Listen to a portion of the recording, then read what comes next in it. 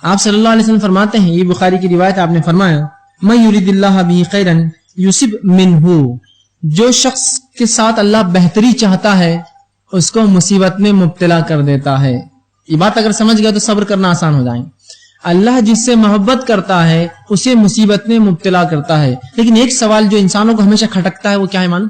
اللہ مصیبت میں ڈالتا کیوں ہے؟ یہ بات عموماً لوگوں کے ذہن میں سوال ہوتا ہے, کیوں اللہ مصیبت میں ڈالتا ہے؟ آئیے میں ایک مثال دے کے اس بات کو سمجھاؤں. مثالوں سے بات سمجھنا آسان ہوتی ہے. میں آپ کے گھر پر آیا, ہو سکتا ہے آپ میں سے اکثر لوگ مجھے بہت اچھے سے پہچانتے ہوں, کچھ لوگوں کے لیے نیا ہوں لیکن اکثر لوگ پہچانتے ہیں. آپ میں سے کسی شخص کے گھر آیا جس سے میرا کئی زمانے سے میل جول ہے, ملاقات ہے, اور میں آپ کے گھر پر آیا اور میں نے کہا دیکھو بڑا میرا جو ہے تنگی اور مصیبت کا معاملہ ہے. میں نے ایک جو ہے جیب میں سے پیلا ٹکڑا نکالا اور کہا کہ اگر اس کو تم مجھ سے لے لو, 17-18 ہزار روپے تولہ بھاؤ چل رہا ہے, اگر تم مجھے اس سے لے لو اور اس کے بدلے پیسے دے تو مجھے اس کی ضرورت ہے, یہ سونا ہے. آپ چاہے جتنا مجھ پہ اعتماد کرتے ہوں گے, آپ کیا کہیں گے؟ لے لیں گے مجھ سے؟ اگر ایسے کچھ لوگ جو لے لیں گے تو انشاءاللہ میں کل گھر پر پہنچ جاؤں گا ٹکڑے لے کر. کیا کریں گے آپ؟ ٹھیک ہے فیض بھائی, وہ ٹھیک ہے, اعتماد وہ تو سب اپنی جگہ ٹھیک ہے, لیکن اس کو اگر جانچ لیتے تو زیادہ بہتر ہوتا. مجھے بھروسہ نہیں ہے آپ کو,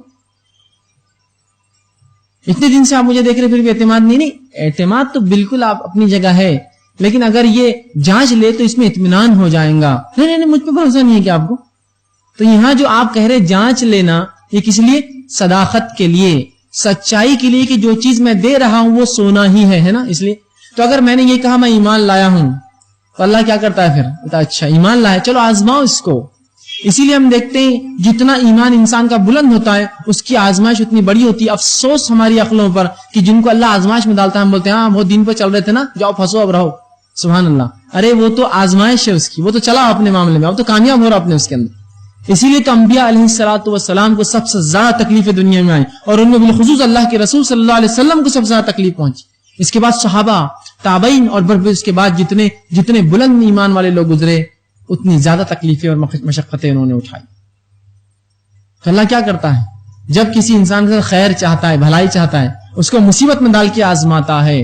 اور بار بار قرآن میں اللہ نے کم بیش 3 مرتبہ تو یہ کہا, سورہ عنکبوت میں 1 مرتبہ ایک جگہ کہا کہ کیا لوگ یہ سمجھتے ہیں کہ وہ یوں ہی جو ہے چھوڑ دیے جائیں گے صرف یہ کہنے پر کہ وہ ایمان لائے؟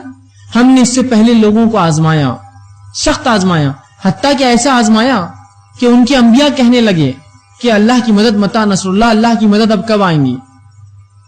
اتنا آزماتا ہے اللہ لوگوں کو جب وہ ایمان کا دعویٰ کرتے ہیں. تو یہاں اللہ کے رسول فرماتے ہیں جب اللہ کسی انسان کو جاننا چاہتا ہے, اس کے ساتھ اچھا خیر کرنا چاہتا ہے, اس کو آزماتا ہے, اس کو مصیبت میں ملوث کرتا ہے تاکہ جانچے یہ اپنے دعوے میں کتنا پکا ہے. میں نے کہا میں اللہ پر ایمان لایا ہوں, چلو اس کو اولاد سے آزما کے دیکھو, مال سے آزما کے دیکھو, اس کے روزی روٹی میں کمی کر کے آزما کے دیکھو, اس کے جسم اس کو آزما کے دیکھو, یہ کرتا ہے کہ پورا اترتا ہے کہ اپنے دعوے پر. اور جتنا بلند ایمان, آزمائش اتنی اونچی, یاد رکھیے آزمائش اتنی اونچی. آئیے اسی طرح آپ صلی اللہ علیہ وسلم فرماتے, ترمذی کی روایت ہے, آپ نے فرمایا جتنی بڑی مصیبت اتنا بڑا اجر.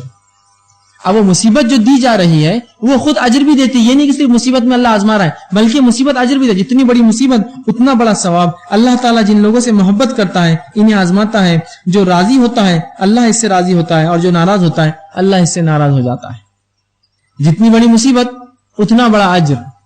اور اللہ جب کسی کو آزماتا ہے مصیبت دے کر, ٹھیک ہے, تو اللہ جس سے محبت کرتا ہے اس کو مصیبت میں ڈالتا ہے. جیسے انبیاء سے محبت کرتا ہے مصیبت دے کر دیکھتا ہے, صحابہ سے اور ایمان والوں سے تو مصیبت میں ڈالتا ہے. اور پھر اگر وہ راضی ہو گیا بندہ کہ بس اللہ نے چاہا یہ مصیبت آ گئی, بس میں اس پہ صبر کرتا ہوں, تو اللہ اس سے راضی ہوتا ہے. اگر ناراضگی کا اظہار کیا کہ بھائی ہمارے پاس کیوں آئی, ہم ہی کیوں, دوسرے کی فلاں, اس طرح کی کلمات, تو پھر اللہ کیا کرتا ہے, اس سے ناراض ہو جاتا ہے. اسی طرح اللہ کے رسول صلی اللہ علیہ وسلم فرماتے ہیں, ترمذی کی روایت آپ فرماتے ہیں کہ مومن کی نفس, اولاد اور مال میں آزمائش ہوتی رہتی ہے, حتیٰ کہ جب وہ اللہ کے پاس ملتا ہے تو اس کے ذمے کوئی گناہ باقی نہیں رہتے.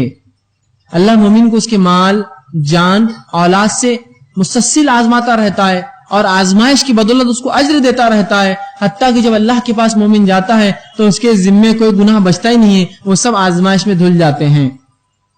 اور یہ بات اللہ کے رسول نے بیان کیا حدیث میں کہ حتیٰ کہ مومن کو کانٹا بھی اگر چبھتا ہے تو اللہ اس کا اسے بدلہ دیتا ہے.